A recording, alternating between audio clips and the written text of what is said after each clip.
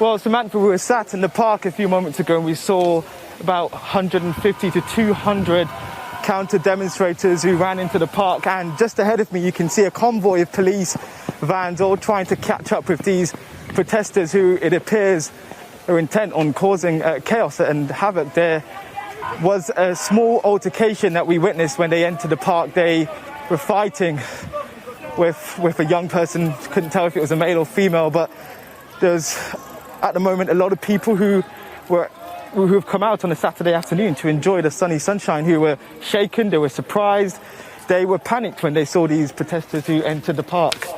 And I'm just having to, keep watch. There are police behind us as well. But as you can see, I'm going to try and see if our camera can get ahead. You can hear a lot of shouting as the police are desperately trying to avoid these demonstrators perhaps coming face to face or meeting any of the Black Lives Matter supporters who we know are also in central London today. I've been speaking to one man who was in Trafalgar Square. He spent 2.5 hours trapped in Trafalgar Square with, he said, up to 300 Black Lives Matter supporters. And he said whilst in the park, there was a lot of anger and frustration and people who are still absolutely furious that these protesters, they say these protesters have been allowed to be on the streets. And as you can see, they've come to a standstill. Police there urging people to move back. There are a lot of people in the park chasing after these supporters. So I think the police are rightly very concerned. I think we should go this way. Samantha, as you can see, the police. Let's go. As you can see, the police there. We're just going to try and get into a safe location and continue this discussion. But as you can see, the police,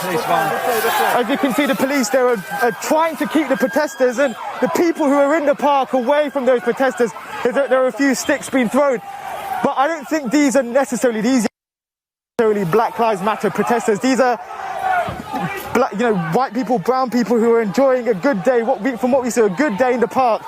And these protesters barged into the park looking for, I think, from what it appears, a confrontation, and they've got it now. And police desperately trying to contain the situation. These are scenes I think the Prime Minister, the authorities won't want to be played out on national TV. We saw them last week, similar scenes at the Black Lives Matter protests outside Downing Street. Protesters clashing with police. But these, I think, are scenes which shows that the police are struggling to contain the disorder that is ongoing across central London. We've heard from a community leader who's involved in these protests.